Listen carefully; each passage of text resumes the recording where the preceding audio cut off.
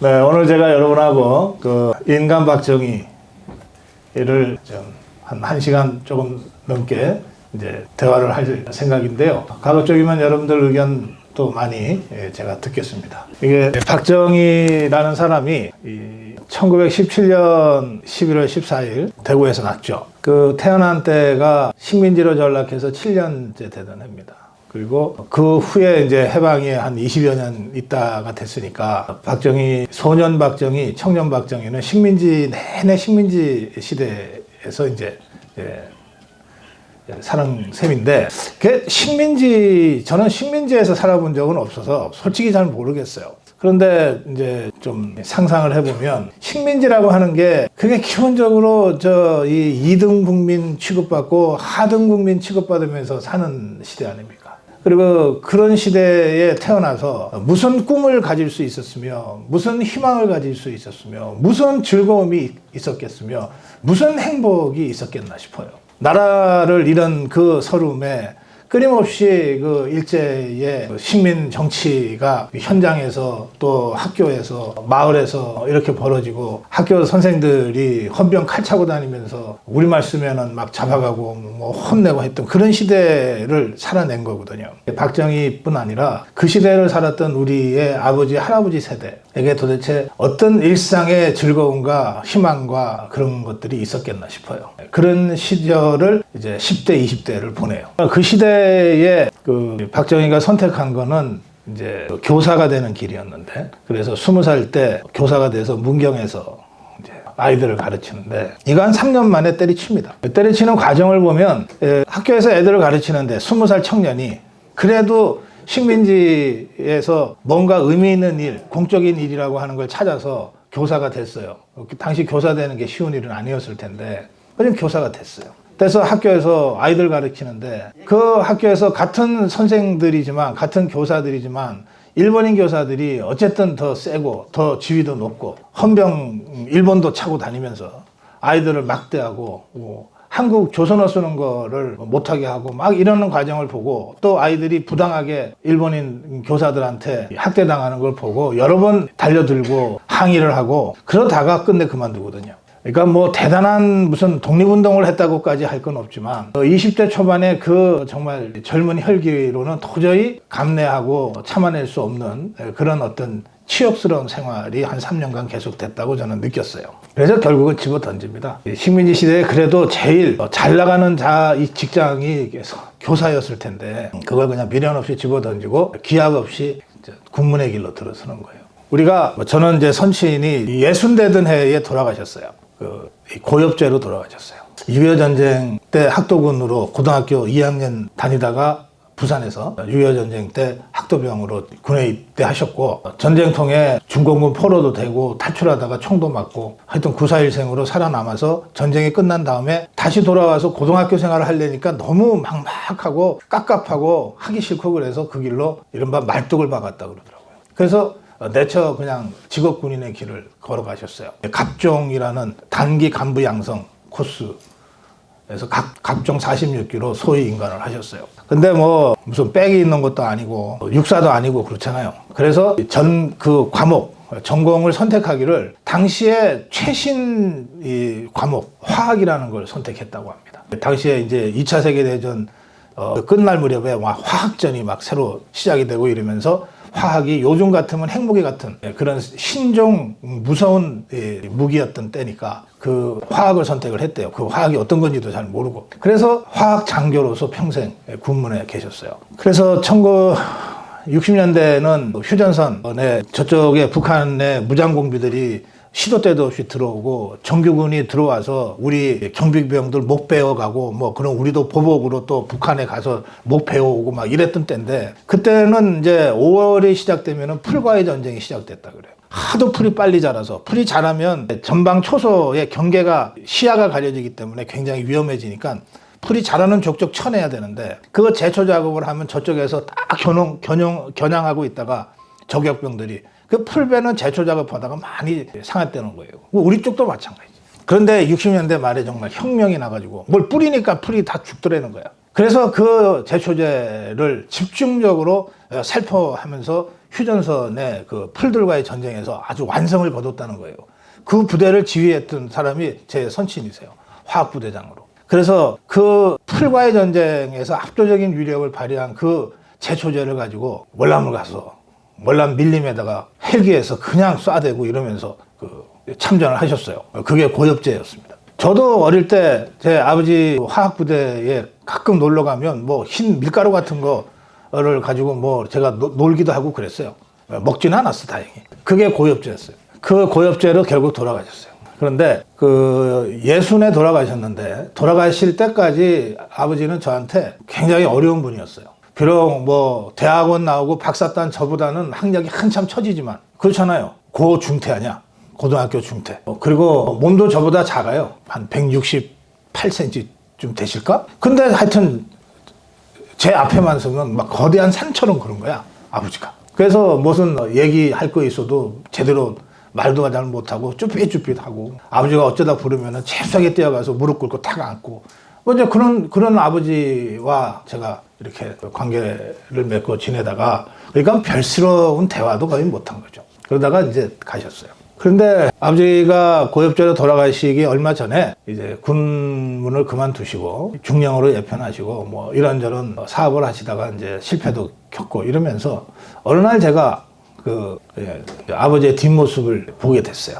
좀 초라한 뒷모습 같이 제가 느껴졌어요. 그때 이제 사업 실패하고 나서 어깨가 축 처져 있을 때의 뒷모습이에요. 저도 술을 못 마시지만 저희 집안 내력이라 아버지도 정말 술 한 잔을 입에 못 대시는데 하도 힘들고 답답하셨는지 그날 소주 한 잔 드시고 그 술 기운을 못 이겨서 그런 이 초라한 뒷모습을 잠깐 보이셨는데 저는 제가 제 돌아가신 아버지 고창봉 이분을 제가 사람으로 느낀 게 그때가 처음이에요. 아, 저 사람도 내 아버지 이전에 한 사람이구나. 나한테, 우리 자식들한테 정말 할 말 마음대로 못하고 그냥 버텨내는 그러나 약하고 상처 많은 그런 인간이구나. 그 제가 순간적이지만 잠깐이지만 제가 그걸 느끼고 많이 울었습니다. 우리가 박정희라는 역사의 거인을 대할 때는 늘 그 앞에서 보게 됩니다. 근대화의 영웅 박정희. 18년간 대한민국을 이끌면서 절대 빈곤에서 우리나라를 구해낸 위대한 영도자 박정희. 그런 마치 우리 아버지들의 당당한 앞모습과 같은 그 모습만을 우리가 보게 됩니다. 그런데 그 앞모습만으로는 그 인간을 전부를 다 이해했다고 할 수 없다. 이렇게 제가 말씀드려요. 우리도 이제 박정희라는 그 인물을 떠나보낸 지 44년이 됐어요. 이제는 그의 당당한 앞모습 과 동시에 그의 초라한 뒷모습도 볼 수 있을 만큼 이제 시간이 지났다. 그리고 그만큼 우리가 더 당당해지고 성숙해졌다. 그래서 박정희의 당당한 앞모습과 박정희의 그 초라한 뒷모습까지를 같이 이해하고 같이 사랑할 수 있을 때 우리가 진정으로 박정희를 이해하게 될 것이다. 그렇게 생각해요. 그래서 사실 이거는 박정희 연구자들 사이에서도 거의 연구가 안 된 분야예요. 거기까지 신경 쓸 여력이 없었어요. 이 좌파들이 끊임없이 친일파 박정희, 매국노 박정희 이렇게 공격을 하는데 그걸 방어하느라고 박정희의 앞모습만 제대로 복원해도 어디냐 하는 심정으로 박정희 연구들을 해왔거든요. 그런데 이제는 그 초라한 뒷모습까지도 껴안을 수 있는 그런 자유파가 됐으면 하는 마음으로 제가 오늘 여러분께 몇 가지 고민의 단초를 좀 보내드리고 싶은 거예요. 식민지의 10대, 20대를 지낸 박정희를 한번 생각을 해보세요. 무슨 희망이 있고 무슨 꿈이 있고 무슨 아기자기한 재미가 있고 그 10대 때의 그 푸릇푸릇한 그런 감성이 있었겠어요. 박정희는 태어날 때부터 저주받으면서 태어났어요. 7남매의 막내로 태어났는데 전혀 예상치 못한 임신이어가지고 그 어머니가 이 박정희를 지워버리려고 그렇게 노력을 했다는 거 아니에요. 텐마루 높은 데서 일부러 뛰어서 떨어져 보기도 하고 양잿물을 마셔보기도 하고 어떻게든 이 애를 떼려고 이미 6명 큰 애들이 있는데 이게 뒤늦게 생겨가지고서 그러니까 정말 박정희는 어머니 태아에서부터 목숨 걸고 투쟁한 거예요. 그리고 살아남은 거야. 그 바람에 태어나서 요만하게 태어나가지고 태어나서도 뭐 제대로 먹기를 했겠어요. 뭘 했겠어요. 엄마가 제대로 그걸 관리나 했겠어요. 형들이 누나가 그냥 업어주면서 키웠겠지. 우리들 다 여러분들도 다 저도 어릴 때 시골에서 그렇게 살았듯이 그렇게 살아서 살아남은 거예요. 그러면서 박정희가 인생 평생에 걸쳐 이 롤 모델, 존경하는 사람으로 생각하게 된 한 사람을 만나게 됩니다. 그게 박상희입니다. 박상희. 박상희는 7남매 중에 셋째입니다. 그러니까 박정희의 셋째 형이에요. 근데 이 사람은 기록에 의하면 키도 훤칠하고 아주 미남형으로 잘생겼고 언변도 아주 좋고, 그래서 대구 지역에서 이 박상희 모르면 간첩이라 그랬다는 거거든. 그 정도로 아주 걸출한 청년이었던 겁니다. 그래서 박정희는 내내 박상희를 존경하고 따랐어요. 그리고 박상희가 박정희의 롤 모델이었을 거라고 제가 짐작을 해요. 이제 박상희 이자가 소문난 공산주의자였거든요. 빨갱이였어요. 남로당이 1945년에 해방돼서 바로 생긴 게 남로당이잖아요. 박헌영이의 남로당. 근데 이 남로당의 역사는 1925년에 조선공산당까지 거슬러 올라가거든요. 그러니까 1925년에 공산당을 만들었어, 박헌영이가. 당시에 레닌, 소련의 그 승인하에 만들었어요. 그때부터 이 지하 조직을 유지하면서 지하 활동을 쭉 해오다가 해방되자마자 그 일제 때 1925년부터 가꾸어 온 조직이 일거에 남로당이라는 것으로, 남조선 노동당, 남로당이라는 것으로 딱 나타나는 거예요. 이게 빨갱이 공산당 조직이에요. 이 남로당의 서열 1위가 박헌영이에요. 서열 1위가 박헌영이고, 뭐 이주아 뭐 이런 몇몇 사람들이 있는데, 박상희는 대체로 서열 5위쯤에는 해당되는 사람이었던 것 같아요. 굉장히 높은 사람이죠. 박헌영이는 처음에 미군정 하지, 대한민국 정치를 잘 모르던 그냥 군인이었을 뿐인 이 하지 중장이 미군정 장관을 하면서 공산당, 조선공산당까지도 다 합법적으로 활동하라고 해버렸어요. 그래서 합법적으로 활동을 했어. 그러니까 가장 조직과 세력이 큰 그런 정치 세력이 된 거예요. 남조선 노동당, 남로당이. 그래서 이 자들이 오맛짓을 다 하고 다녔는데, 그러다가 1946년에 정판사 위패 사건을 계기로 해서 이 남로당이 불법으로 됩니다. 불법으로 규정이 되니까 박헌영이가 도망갑니다. 잡히면 감옥 가니까 북한으로 도망가요. 그러면서 그때부터 미군정을 상대로, 그 전까지는 남로당이 미군정과 대화해서 잘 뭘 좀 풀어볼 수 있겠다고 생각을 했어요. 그래서 미소공동위원회에 참여해야 돼, 신탁통치도 받아야 돼. 좌파가 계속 그렇게 했단 말이에요. 미군정과 가급적이면은 척지지 않으려고 했어요, 좌파들이 처음엔. 오히려 이승만 대통령이 미군정과 대립하면서 사사건건 싸움을 했거든요. 그러다가 정판사 위패 사건이 터지면서 박헌영이가 북한으로 도망가면서, 그러면서 미군정과의 전면전이 시작이 돼요. 그때 이 박헌영의 지시에 의해서 미군정을 인정하지 않고 무력으로 남한을 북한과 같은 인민민주주의 국가로 만들기 위한 무장투쟁 노선이 채택이 돼요. 그 무장투쟁 노선 첫 번째로, 그 무장투쟁 노선에 입각해서 무장봉기를 한 사람이 박상희입니다. 그 사람이 1946년 10월 1일 대구 무장폭동을 일으킵니다. 그게 남로당이 일으킨 첫 번째 무장폭동이에요. 박상희의 위상을 제가 지금 설명하는 거예요. 그 박상희는 그 대구 무장폭동을 최전선에서 지휘하다가 경찰총에 맞아서 현장에서 죽어요. 박정희의 셋째 형 박상희는 그런 사람이었어요. 박정희가 그 박상희로부터 굉장히 큰 영향을 받았을 게 분명합니다. 우선 박상희가 멋있고, 박상희가 당대에 어쨌든 이 대중들로부터 존경받는 사회적, 정치적 지도자 중에 한 사람이고, 그리고 목숨 걸고 뭔가 공적인 일을 위해서 일하다가 죽은 사람이고, 그런 이 공적 인간으로서의 박상희, 이게 박정희, 소년 박정희, 청년 박정희한테 엄청난 영향을 준 거죠. 그래서 그 박상희의 딸이 있어요. 박상희가 남겨놓은 딸, 그 딸을 나중에 박정희가 자기가 가장 아끼던 후배한테 시집을 보내요. 끝까지 챙겨준 거야. 그 딸 이름은 박영옥이고, 그 사위는, 조카 사위는 김종필입니다. 박상희에 대한 박정희 대통령의 그 마음은 굉장히 깊었던 거예요. 자, 뭐 그건 그렇고. 그래서 박정희가 1947년, 1948년경에 남로당, 박헌영 남로당의 비밀 지하 당원으로 여수순천 반란 사건을 배후에서 지휘했던 혐의로 체포가 돼서 이제 사형당하게 되는데요. 사형당할 상황까지 가게 되는데, 저는 그 시기에 박정희는 전적으로 박상희의 영향하에 남로당 입당 비밀당원 공작, 여수 순천 반란 사건 기획까지 하게 됐다 이렇게 생각해요. 그렇다고 해서 박정희의 젊은 날의 선택이 다 박상희 탓이었다 제가 그렇게 얘기하는 거 아니에요. 박정희의 선택이고 그 박정희 스스로 그 선택에 책임을 져야 됐지만 그 선택이 어쩌다 갑자기 생긴 게 아니고 박상희라는 평생의 멘토로부터 영향이었다는 거예요. 그걸 우리가 이해를 해야 된다는 겁니다. 이게 굉장히 아픈 대목이에요. 우리 자유파는 박정희 대통령을 너무 좋아하고 너무 존경한 나머지 박정희라는 인물이 흠집 하나 없기를 바랬던 것 같아요. 그런 흠집 하나 없는 사람은 현실에는 존재하지 않아요. 왜? 큰 나무는 나무가 클수록 옹이가 많다 그러잖아요. 그 옹이라는 게 다 상처가 아문 흔적들이잖아요. 옹이 없는 큰 나무가 어디 있어요? 그걸 우리가 정시하고 똑바로 바라보고 그리고 그걸 넘어서는 큰 틀에서 다시 이걸 껴안고 해석해낼 수 있느냐 없느냐는 것은 우리들의 문제예요. 박정희는 그렇게 살다 갔어요. 상처 많은 인생을 살다 갔는데 이 용렬한 후배들이 그 박정희의 인생 중에 우리가 듣기 좋아하고 말하기 좋아하는 것들만 추려갖고서 현실과는 다른 박정희를 만들어 놓고 우상숭배하듯이 했던 건 아니냐 라고 하는 반성을 우리 스스로 해야 될 때가 됐다는 거예요. 박정희는 빨갱이였어요. 그것도 구체적으로 그 빨갱이 활동을 하게 되는 그 동기와 멘토가 있는 거예요.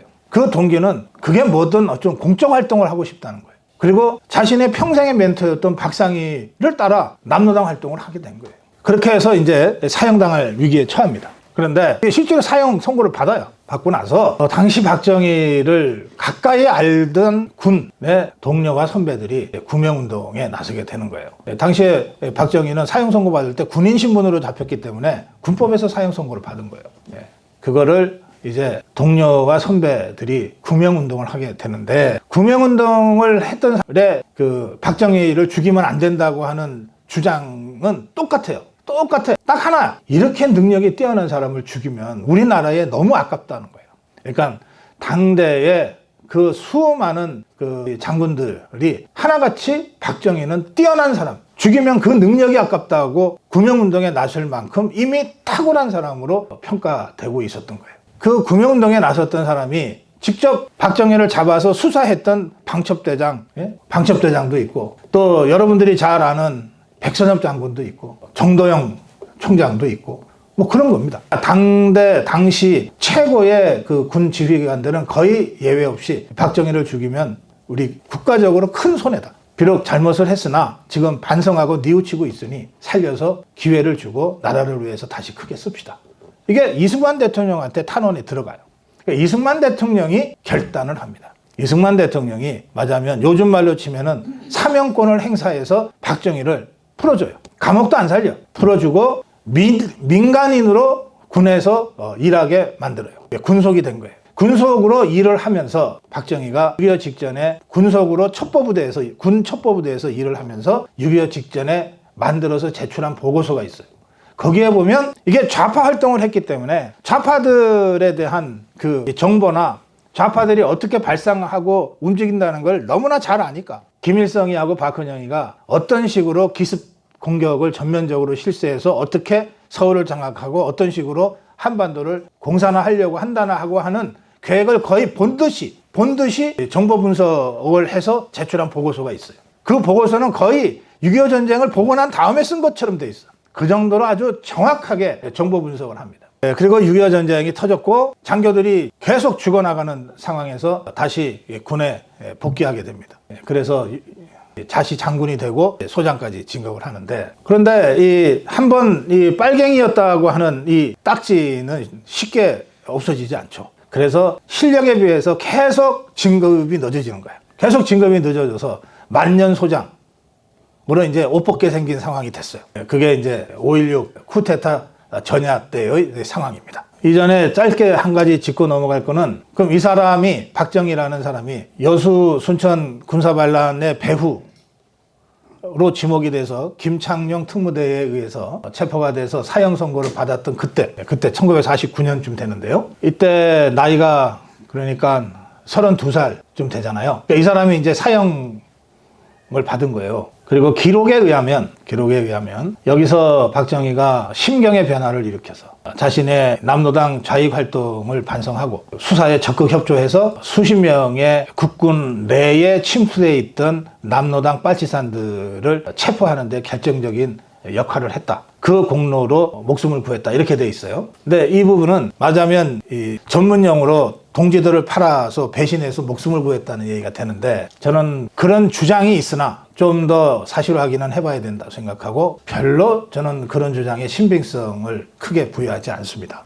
왜냐하면 대통령 사면권이라고 하는 것은 이 사람이 나쁜 짓 했는데 자기 동료를 꼰질렀기 때문에 살려주자 이런 차원으로 결정되는 게 아니거든요. 그리고 적어도 당대 최고의 군 지휘관 장군들이 대통령한테 이 사람 능력이 너무나 아깝다, 살려서 국가를 위해서 다시 쓰게 기회를 달라고 요청할 때는 그런 정도의 무슨 수준으로 탄원을 하지 않았을 거다, 그렇게 생각해요.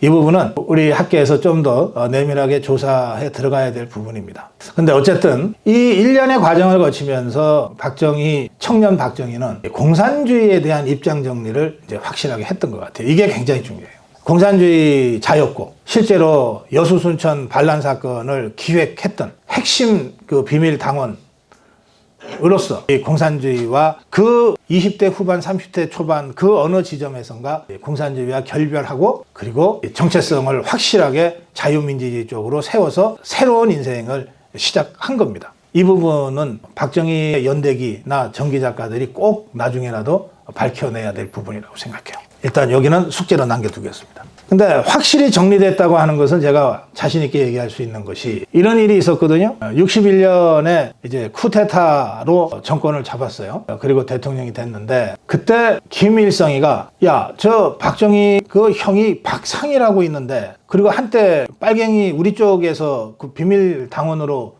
공작도 했다고 하는데 그거 좀 포섭을 할 수는 없겠냐, 김일성이가. 그래서 포섭할 사람을 찾았어요. 그래서 뽑힌 사람이 황태성이라는 사람입니다. 이 황태성이는 박상희와 둘도 없이 친한 베스트 프렌드, 친한 사람이에요. 같이 남노당 빨갱이 운동을 같이 하다가 박상희는 대구 10.1 폭동 때 죽고 황태성이는 도망가서 북한에서 그때 장관을 하고 있었어요. 그리고 이 황태성이는 박상희랑 거의 붙어 살았기 때문에 어린 박정희가 자주 봤던 상희 형의 친구인 거야. 이 황태성이를 김일성이가 내려보냅니다. 쿠데타로 권력을 장악한 박정희를 포섭해라, 내려보냅니다. 또 황태성이가 내려왔어요. 당시에는 그냥 들락날락이 쉬웠던 때니까 내려와가지고 이자가 대담하게 행동을 해요. 박정희를 만나야 되니까, 박정희를 안 만나면 아무짝에 해도 소용없는 짓이니까 박정희를 만나야 되는데 몰래 청와대로 숨어 들어갈 수는 없고, 그래서 이자가 대놓고 나 북에서 온 간첩인데 박정희 만나러 왔다, 이렇게 소문을 내요. 실제로 파출소에 그래서 거의 자수하다시피 가서, 그래서 이제 박정희한테까지 이게 보고가 되게 됩니다. 그리고 이제 이 사람은 이제 당시에 중앙정보부에 이제 잡혀 있는 상태가 됐어요. 박정희가 황태성이를 만날 거냐, 여기에 가장 관심을 갖고 들여다본 쪽이 누구냐? 미국입니다. 미국은 박정희라는 사람이 쿠데타를 해서 정권을 잡았다는데 저 사람 프로필 갖고 와봐 해서 보니까 유의미한 프로필이라고 하는 게 여수순천 반란 사건 말고는 없거든. 이거 빨갱이 아니야? 이렇게 된 거예요. 큰일 났다. 미국이 그런 경험이 많거든요. 남미나 아프리카 이런데 어느 날 갑자기 듣도 보도 못한 듣보잡이 쿠데타에서 정권 잡았다 하는데 알고 보니까 공산당이었다, 이렇게 해서 반미 운동이 막 거기서 벌어지고, 이런 경우들이 적지 않았기 때문에 박정희라는 사람이 새로 정권 잡았다고 하는데 알고 보니까 이게 좌파 경력이 있다, 그래서 경계한 거예요. 그런데 황태성이가 내려왔잖아요. 김일성이가 보낸 사자지, 황태성이 내려왔잖아. 이걸 미국이 정말 주의 깊게 들여다보고 있었어요. 박정희가 황태성이를 만나서 무슨 말을 할까. 이제 박정희가 며칠을 고민합니다. 며칠을 고민하고 박정희가 어떤 결단을 내리냐, 안 만나고 사형시켜버립니다. 아예 만나지도 않고 사형집행. 그게 김일성에 대한 박정희의 대답이었어요. 난 이제 너네하고 대화하지 않는다. 너네는 적이다. 이거를 황태성을 사형집행시켜서 행동으로 보여줍니다. 미국이 그때부터 안심하기 시작해요. 이게 박정희가 좌파는 아닌 모양이다. 그러니까 이런 고비가 있는 거예요. 박정희의 인생 속에서는 이런 고비가 있는 거야. 근데 이게 참, 제가 말은 이렇게 옛날 얘기니까 그냥 쉽게 하지만 황태성을 보지도 않고 죽이는 그 결정을 하는 과정에 박정희의 마음을 한번 상상을 해보세요. 자기가 가장 존경하던 형의 가장 가까운 친구야. 어릴 때부터 잘 알던 친구야. 잘 알던 형 친구야. 이 사람이 어쨌든 장관급이야. 그냥 대충 아무나 하는 간첩도 아니고 김일성이가 뭔가 직접 메시지를 보내서 자기를 만나러 왔다 그래. 만나서 뭐 잘못될 것도 없어. 이런 상황에서 만나지 않고 죽이는 선택을 박정희가 하는 거예요. 이거는 대한민국 대통령으로서의 어떤 전략적 선택이기도 하지만 인간 박정희로서는 굉장히 아픈 선택이기도 한 거예요. 이런 게 박정희의 인생이야. 박정희가 감수성이 굉장히 뛰어난, 감수성이 굉장히 열려져 있는 그런 사람이었던 것 같아요. 그러니까 그림 틈만 나면 휴가 가서 그림 그렸대잖아요. 또 글도 쓰고 시도 짓고 노래도 작곡하고. 이게 그냥 요즘 말로 대통령 돼서 뭔가 소프트 이미지 만들어내려고 연출하는 수준하고 좀 다른 것 같습니다. 예, 그쪽 분야의 신화 작품의 대가들이 평가하는 말들이 굉장히 조예가 깊었다는 거거든요. 그러니까 굉장한 감수성을 갖고 있었던 사람이에요. 겉으로는 자신을 좀 감춰야 될 필요 때문에 선글라스 끼고 다니고 그냥 강한 모습으로 이렇게 했을지 몰라도 실제로는 굉장히 여린 사람이고 아주 감성이 예민한 그런 사람이었던 것 같아요. 제가 유경수 여사가 문세광이의 흉탄에 맞아 서거한 1년 후, 그러니까 1974년 8월 15일 날 서거했고 1975년 8월 15일 1년이 되던 때에 이제 박정희 대통령이 자신보다 먼저 간 아내, 자기를 노렸던 총탄의 대신 이 흉탄을 맞고 죽은 아내를 그리면서 쓴 시가 있어요. 그 시를 보면 제가 그 시를 다 외울지는 못하겠는데 유경수 아내 유영수를 향한 박정희의 그 마음 있잖아요. 그게 너무나 애절해서 이렇게 그렇게 길지도 않은 시인데, 그리고 그 시에 노래가 붙여져 있는데 그 시를 들을 때마다, 그 노래를 들을 때마다 몇 번씩 울컥해요. 그런 사람이 박정희였어요. 그러니까 이 사람이 독재자라고 지탄받고 온갖 모욕과 비난과 조롱을 받으면서 그걸 몰랐을 리가 없다. 자신을 향해서 사람들이 어떤 욕을 하고 어떤 비방을 하고 어떻게 손가락질 하는지를 몰랐을 리가 없죠. 그거를 다 감수하면서 내뱉은 한마디가 그거예요. 그러니까 내 무덤에 침을 뱉어라. 내 무덤에 침을 뱉어라. 거기에 박정희라는 인간의 62년의 치열한 인생과 마지막까지 민족과 국가를 위해서 나가겠다고 하는 처절한 결의와 이런 것들이 다 묻어 있다고 저는 생각해요. 제가 오늘 기차를 타고 오면서 한 2시간 KTX 안에서 계속 생각했던 거는 이 대목입니다.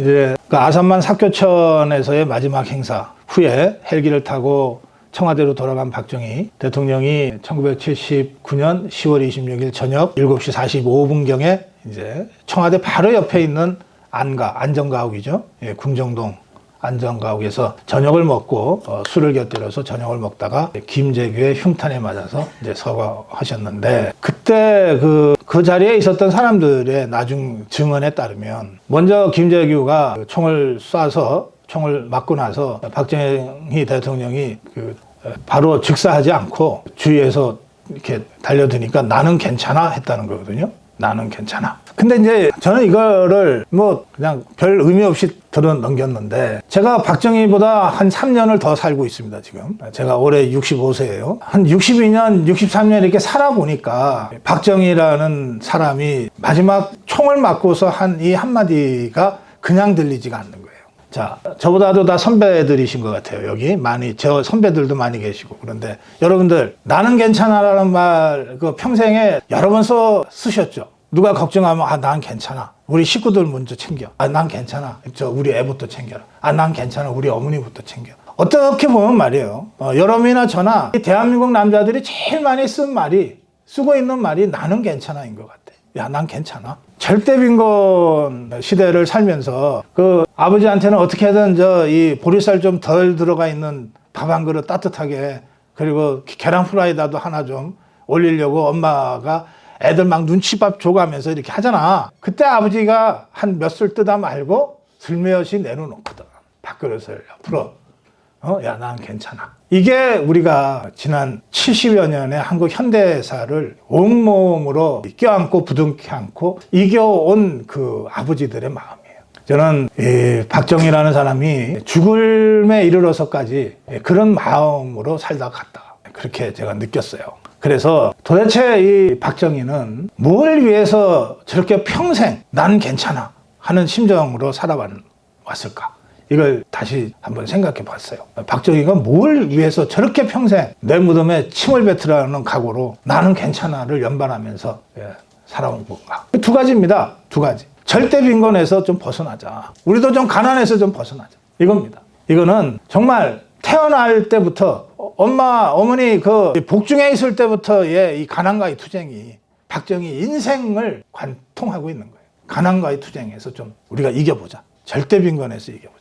그걸 위해서 이 사람이 평생을 살다 갔다. 두 번째는 그런데 저 빨갱이들은 안 돼. 저 빨갱이들은 안 돼. 이거 가지고 버텨낸 거다. 이렇게 생각해요. 그래서 우리가 앞으로 저는 박정희 연구는 이제 시작이라고 생각합니다. 워낙 그 우리가 험난한 역사 과정을 거치다 보니까 건국 대통령에 대한 진정한 참모습도 우리가 찾지 못하고 근대화 대통령에 대한 진짜 실체도 찾지 못한 채 여기까지 흘러왔어요. 제가 엊그저께 대구에서 박정희 동상 건립 추진위원회 행사를 진행하면서도 제가 그런 말씀을 드렸습니다. 박정희라는 인물을 그 전체를 다 우리가 껴안고 가지 않으면 안 된다. 박정희가 잘한 부분, 잘했다고 좌파들까지도 인정하는 부분들이 있잖아요. 그것만 달랑 떼내서 데리고 가는 박정희는 진짜 박정희가 아니다. 제가 그 동상 건립 추진위원회에서 칼레 시민이라는 로댕의 작품을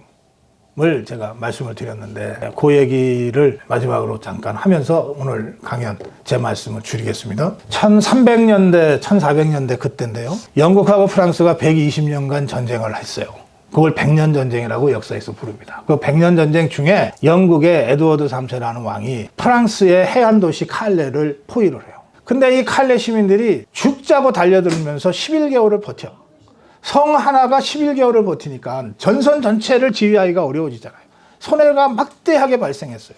그 에드워드 3세가 엄청 화가 났어. 저 칼레 저것들 다 죽여야 되겠다. 식량도 떨어지고 무기도 떨어져서 이제 칼레가 마침내 항복을 하겠다고 항복 사절을 에드워드 3세한테 보내는데 에드워드 3세가 난 너네 다 죽이려고 했다. 근데 너네가 이렇게 항복하겠다고 하니 좋다. 조건을 걸다. 6명은 그래도 내가 죽여야 되겠다. 6명 죽을 사람을 먼저 보내라. 그리고 나면 내가 나머지는 살려줄게. 이랬어요. 칼레 시 입장에서는 진짜 협상 잘한 거지. 항복 협상. 6명만 죽고 나머지는 사니까. 그러니까 돌아가서 이제 그 얘기를 했습니다. 에드워드 3세가 이러더라. 그때부터 칼레 시민들이 서로 얼굴만 쳐다볼 수밖에 없지. 야, 네가 먼저 죽을래. 네가 먼저 죽을래. 6명을 죽어요.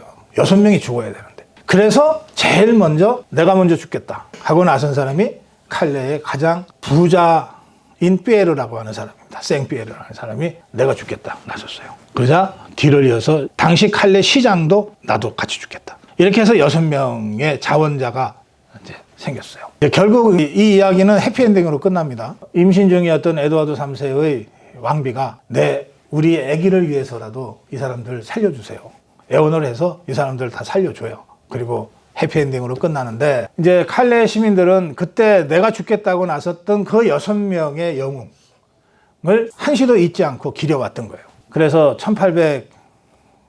1850년대 그때에 이제 그 칼레시가 500년이 됐어요. 도시가 개화에 문을 연 지 500년이 된 그 때를 맞춰서 칼레의 상징물을 바로 그 6명의 시민들을 기리는 걸로 하기로 하고 당대 최고의 조각가 로댕한테 칼레 시민들 조각상을 만들어 달라고 의뢰를 한 겁니다. 이 의뢰를 받은 로댕, 천재죠. 정말 천재인데 이 천재 로댕이 의뢰를 받고 이 작품을 만드는데 10년이 걸립니다. 너무너무 어려워요. 어렵게 작품을 해요. 너무너무 어렵게 작품을 해요. 10년 만에 그 작품이 마침내 완성됐고 500주년에 맞춰서 완성이 됐고 동상 건립식에 이렇게 그 휘장을 내리잖아요. 그걸 했는데 로댕 당대 최고의 조각가 로댕의 작품 그리고 자신들의 지금이 있게 만든 칼레의 영웅들의 모습 이 칼레 시민들이 정말 큰 기대를 갖고 지켜봤는데 휘장이 거치자마자 칼레 시민들의 입에서 전부 다 막 외마디 소리와 막 욕설이 터져나왔어요. 왜 그랬냐면 로댕이 만든 칼레 시민이라는 조각품은 죽음을 앞두고 공포에 떨고 있는 사람들의 모습이에요. 헤라클레스나 무슨 다비드 같은 영웅상이 아니고 이제 죽으러 가는 사람을 그린 거야. 6명의 대표가 에드워드 3세한테 가서 이제 사형당하는 거예요. 그 장면을 6명의 얼굴을 정말 인간의 모습으로 그려낸 거예요. 아무리 용감하게 내가 내 가족을 위해서 내 시를 위해서 내가 죽겠다고 나섰지만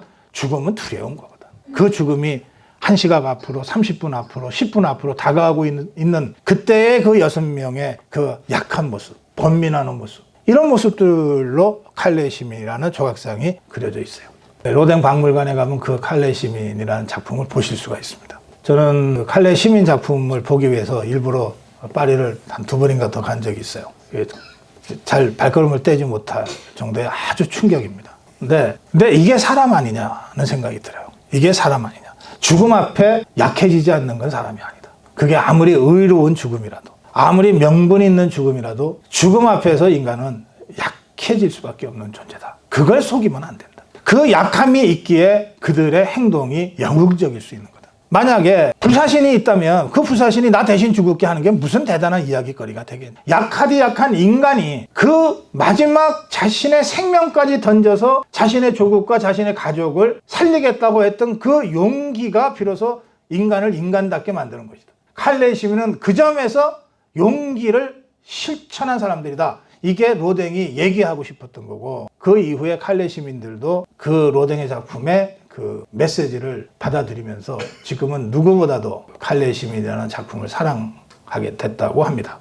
저는 우리의 박정희도 그런 피가 흐르고 살이 만져지는 그런 사람으로 우리 주위에 남아 있어야 된다. 그렇게 생각하는 거예요. 그리고 그거는 절대 저 자유파들한테서는 나올 수 없는 인간 박정희의 모습입니다. 우리 자유파만이 박정희 대통령을 사무치게 사랑하고 그리워하는 우리 자유파만이 박정희를 피가 살이 살아있는 인간 박정희로 다시 재현할 수 있다. 그렇게 생각합니다. 여러분들 의견 제가 듣겠습니다. 고성국 박사님, 저는 그 구미 비산동에 사는 박중보라고 합니다. 네. 박사님께서는 저를 잘 모르시겠지만은 저는 박사님의 잘 알고 있습니다. 어떻게 알고 있느냐 하면은 보수 우파 농객 중에서 가장 합리적인 분이다. 그래서 언젠가는 서울에 가서도 한번 강의를 한번 들어야 되겠다고 평소에 그렇게 생각이 왔습니다. 그래도 며칠 전에 요 앞을 지나니까 박사님 특강이 있다 해가지고 여기 왔습니다. 네, 고맙습니다. 잘 오셨어요. 근데 오늘 인간 박정희라는 그런 타이틀입니다. 네. 저는 보수 우파의 정치인, 그리고 많은 학자들께서 여기서 강의를 할 때 될 수 있는 대로 들으려고 노력해 왔습니다. 대부분의 강의가 내용이 박정희 대통령을 신격화시키는 그런 내용이었습니다. 네, 그래서 오늘 인간 박정희, 그리고 또 제가 평소에 존경하는 고성국 박사님께서는 좀 더 진지한 어떤 말씀을 하시지 않겠느냐 라는 그런 생각을 기대를 하고 왔습니다. 근데 그 기대가 조금 더 은하지 않았습니다. 너무 신격화시키게 되면은 좌파 쪽에서 좌파의 어떤 빌미를 제공해 줍니다. 저는 사실상 좀 좌파에 가까운 사람입니다. 그래서 고성국 박사님처럼 합리적인 보수, 그리고 박정희 대통령의 인간적인 모습, 이런 것도 함께 어필을 하게 되면은 좌파의 빌미를 최소화시키는 데 기여하지 않겠느냐. 네. 그런 점에서 오늘 강의 참 잘 들었습니다. 한 가지 이런 말씀을 드리고 싶습니다. 뭐냐 하면은 앞으로 박정희 대통령에서 연구를 계속 하시겠다 하는데, 우리가 살아가는데 가장 중요한 것은 먹고 사는 문제 아니겠습니까? 덕도 쉬고 배부른 게 제일 좋습니다. 이런 천년의 가난을 식혀주신 분이 저는 박정희 대통령이라고 생각합니다. 그런데 이것만 지구의 가치라고 하면은 그거는 필요 조건은 되지만 충분 조건이 되기는 한계가 있다. 그 위에 뭐가 있어야 되느냐 하면은 인간이기 때문에 남들로부터 인정받고 대우받고 존경받고 싶어 하는 그런 것도 있다고 생각합니다. 그래야만이 필요 충분 조건을 다 갖춘다. 따라서 우리 고성국 박사님께서는 박정희 대통령의 조국 근대화, 그것뿐만 아니라 그 위에 또 지구의 가치를 할 수 있는 존경받고 인정받고 하는 이런 점도 함께 연구를 하시고, 네. 너무 박정희 대통령께서 가난을 시켰다 이것만만 강조를 한다는 것은 좀 한계가 있다. 이 정도 그래요. 그래서 예. 저는 이런 점도 함께 연구해 주시길 바라겠습니다. 알겠습니다. 이상입니다. 예, 좋은 말씀입니다. 예, 아주 좋은 말씀이시고 앞으로 우리가 연구 지평을 좀 넓혀가야 됩니다. 한 말씀만 좀 드리면 이승만 대통령과 박정희 대통령은 당신들이 뭘 계획하기 어려운 시대 환경 속에서 그 삶을 살아낸 거라고 전 생각할 때가 많아요. 그러니까 그냥 그 시대 상황에 던져진 거예요. 이승만도 박정희도. 그리고 그 상황 속에서 자신들이 할 수 있는 최선의 선택을 하고 할 수 있는 모든 걸 다해서 그 시대를 살아낸 거죠. 그 결과가 이승만의 건국, 박정희의 근대화로 나타났다고 생각해요. 지금하고는 좀 양상이 다르다. 지금은 이 정치하는 사람들 보면 나름 국가 비전과 무슨 핵심 가치를 가지고 뭔가 플레인을 하고 뭐 이런 거를 위해서 사람들도 모으고 막 이게 가능한 상황입니다 지금. 그런데도 그걸 잘 안 해서 문제인데, 그런데 저희들이 대한민국 건국과 근대화가 가능했던 그 이승만 대통령과 박정희 대통령은 어떤 면에서는 거의 선택의 여지가 없었어요. 두 사람 다 정말 죽기 아니면 까무라치기로 그 길밖에 갈 수가 없었어요. 제가 아까 박정희 대통령 죽을 고비를 사형을 선고받았다고 했는데 이승만도 사형을 선고받았던 사람입니다. 감옥 생활도 7년 가까이 했던 사람이에요. 그러니까 이런 절박함에서 나오는 정말 던져진 존재로서 그 상황에 당신들이 할 수 있는 최선을 다해서 걸어온 결과가 이승만의 건국이고 박정희의 근대화였다고 하는 이런 시각을 저는 가지고 있어요. 그건 우리 청중께서 하신 말씀과는 또 차원을 좀 달리해서 함께 생각해 볼 부분이 있지 않나 그렇게 생각합니다. 좋은 의견 감사히 잘 받겠습니다. 또 다른 분들의 의견 듣겠습니다. 예, 주시죠. 예, 저는 현재 형곡동에서 구미동행교회 목회를 하고 있는 목사입니다. 저는 고성국 박사님을 저는 참 오래전부터 굉장히 알았던 분이고 또 그 후에 한참 잊어 있다가 광화문 사건이 터지면서 그때부터 이제 우리가 유튜브를 많이 보게 됨으로써 이제 고성국 박사님을 알게 되었습니다. 정말로 저는 늘 제 개인적으로는 우리 대한민국 자유우파에서 정말로 보배다. 늘 저는 그렇게 생각하고 많은 사람들에게 고성국 TV를 많이 이렇게 홍보하고 있습니다. 그리고 또 옆에 오늘 사회 보신 오상윤 단장님도 저는 모르지만 저는 잘 알죠. 우리 우리 박사님 옆에서 정말로 같이 좌우로 힘이 되어서 우리 자유우파를 위해서 애쓰시는 오상윤 단장님 반갑습니다. 박수 한번 보내주세요. 정말로 저런 분들이 이런 것 빛도 없이 숨어서 계시기 때문에 지금 우리나라가 이만큼이라도 자유우파가 힘을 발휘하는 게 아닌가 저는 그렇게 생각합니다. 우리 고 박사님은 정말 정치 세계뿐만 아니라 다방면적으로 박식하신 분이고 저는 정치하게 되면서도 사회적인 공부도 많이 배웁니다. 박사님 강의를 들으면서. 그래서 아침마다 제가 새벽 기도를 마치고 집에 와서 아침 식사하면 꼭 8시부터 생방송 나오잖아요.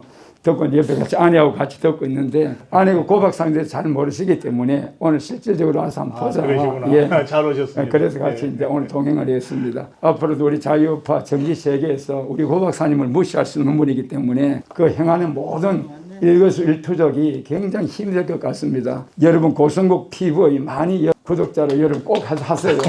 하시고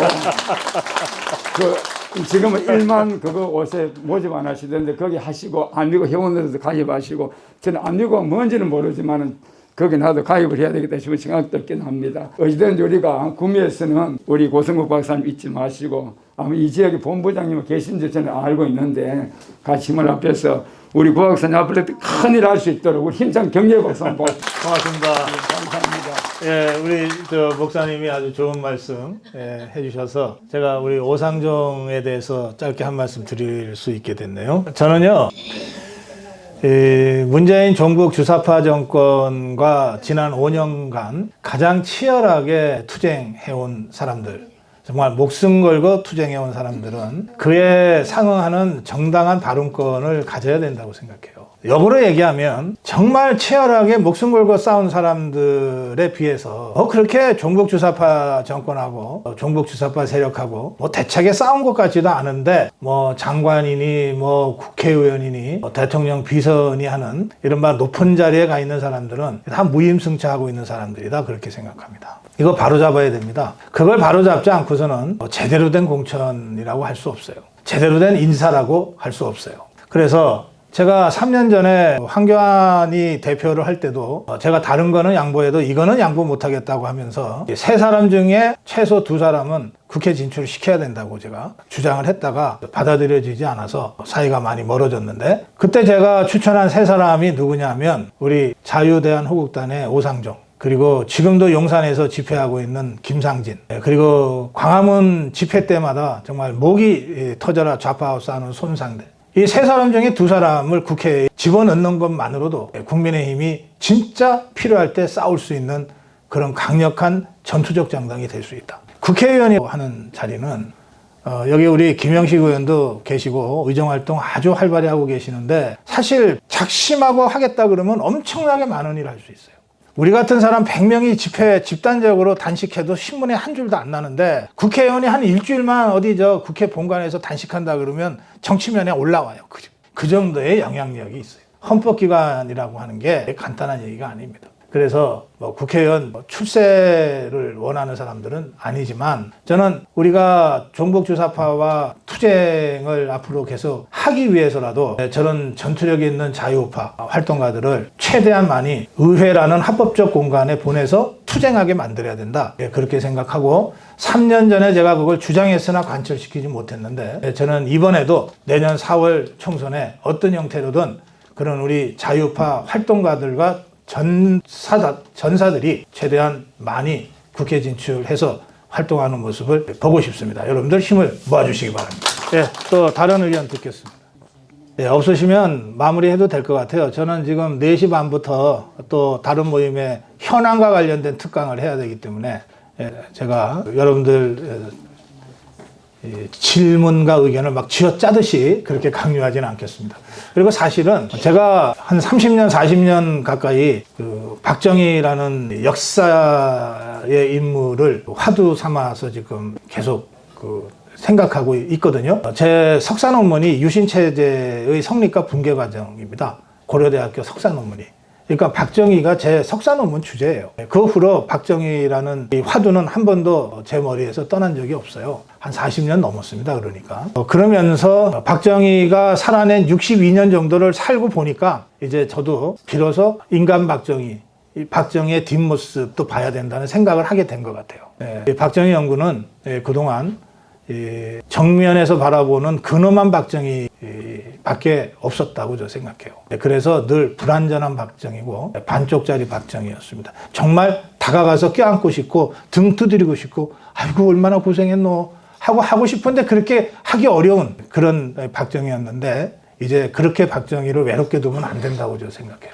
그래서 오늘 제가 쉽지 않게 던진 화두인데 여러분들 또 다들 함께 생각하시고, 또 지금 이 제 특강을 저희 고성구 TV가 녹화해서 다음 주에 방송할 겁니다. 월요일이나 화요일 날 11월 14일 탄신 기념일에 맞춰서 방송을 할 건데요. 그러다 보면 이제 100만 구독자들이 다 어떤 형태로든 제 문제 제기를 받게 되실 거예요.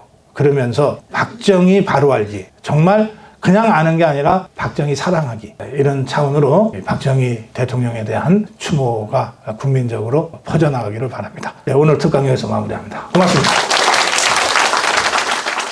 고성국TV는 자유우파의 유일 정론 방송입니다. 고성국TV는 윤석열 정권을 지켜내고 2024년 총선을 승리로 이끄는데 모든 힘을 다 쏟아부을 것입니다. 고성국TV가 어떠한 외압에도 흔들리지 않고 오로지 자유우파의 정론 방송으로 나아갈 수 있도록 후원해 주십시오. 지금 바로 010-9045-3010으로 전화 주십시오. 정론 방송으로 보답하겠습니다. 감사합니다. 고성국TV 화이팅!